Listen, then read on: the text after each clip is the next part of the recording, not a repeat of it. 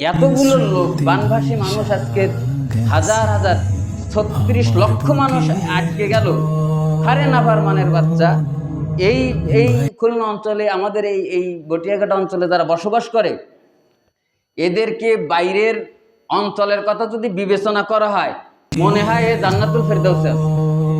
এ বলেন, কোন কোন মানে মহামারী ব্যাধি, তারপরে এই যে সিডার, তুফান, আমফান ইত্যাদি কিসে আপনারা ক্ষতি করেছে বলেন? বলেন, আপনারা কথা বলেন না কেন? সর্বদিক থেকে আল্লাহ আপনারে ভালো রাখলো। আমি অবাক হয়ে গেলাম সেদিন বাজারে, ওরা এই ছাত্র আন্দোলনে যারা শহীদ হয়েছে ইত্যাদি, তাদের জন্য একটু করতেছিল। সম্ভবত আমার কানে উনি তো দেয়টাই না, আরো হচ্ছে সামনে একজন দিছে দোকানদার, তার ভাই টাকা দিলি কেন? আর একটা দেখলাম হচ্ছে 5 টাকা, 5 টাকা 10 টাকা এই তো দেবে, এর থেকে তো বেশি দেয় না। তো সে দিল তো নাই, বড় মানে খেসর মাসর করে উঠতেছে। মনে করে কি ওর কাছ থেকে 5 টাকা নিয়ে এরা ওই এই লিগের মতো সব যে লন্ডনে বাড়ি করবে। সবাইরই এক কাতারে মাপো। এই আসুন্না ফাউন্ডেশন 10 কোটি টাকা দিছে, কি টাকা? এই 10 কোটি টাকা কই পাইল? আলেমের হাত থেকে 10 কোটি টাকা দিছে আসুন্না ফাউন্ডেশনের শেখ আহমদুল্লাহ। বেটা মানুষের টাকার আত্মসাৎ করে খায়, তো এই টাকা দিল কোত্থেকে? আশ্চর্যজনক ফাজিল। এই জন্য আমার মনে হয় এই কারুনের কথা আগে বলছে, এই হচ্ছে নাফরমান। আল বখিল আদুউল্লাহ, কৃপণ হচ্ছে আল্লাহর দুশমন। একটা টাকা খসতে চায় না। কোরআনের যত জায়গায় আল্লাহ তাআলা নামাজের কথা বলছে, আকিমুস সালাহ ওয়া আতুজ যাকাত বলছে না? এক খালি নামাজের কথা কোথাও বলেনি। বেটা নাফরমান একটা টাকা খরচ করতে চায় না, বরং আমি বারবার, আর তোমার কপাল পুড়ে যায়।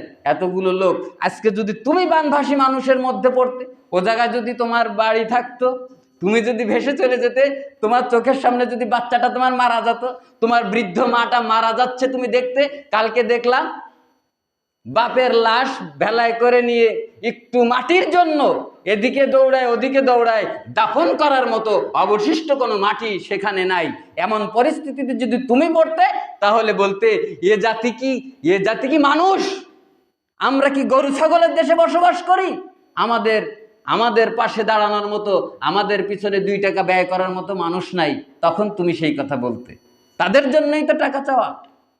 তোমার কপাল পুড়ে যায়। এই জন্য আল্লাহ রসুল বলেছেন, কৃপণ হচ্ছে আল্লাহর চূড়ান্ত দুশমন, যারা ব্যয় করতে জানে না।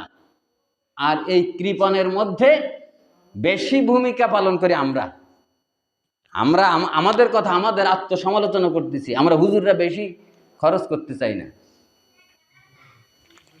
আলহামদুলিল্লাহ, ইদানিংকালে অনেক আলেমরা খরচ করতেছে, কিন্তু এই অভ্যাসটা চেঞ্জ করতে হবে। রাসূল তো ফকির ছিলেন বলতে গেলে, তারপরেও যদি তার হাত থেকে ব্যয় হতো, আমাদের হাত থেকে কেন ব্যয় হবে না বলেন? এজন্য আসুন, আমরা আল্লাহর দুশমন হতে চাই না। চাই নাকি? ঠিক আছে, এই ছাত্র জনতার জন্য যদি মোবাইল বিক্রি করে টাকা বের করা লাগে তা করব, বলছি না বাজারে, তবুও ব্যয় করব। জাতির এই কলঙ্ক অধ্যায় থেকে ওরা বের করেছে। একটা ট্র্যাজেডি আমরা পার করে পারিনি, এর মধ্যে আর একটা ট্র্যাজেডি শুরু। কি আশ্চর্য ব্যাপার!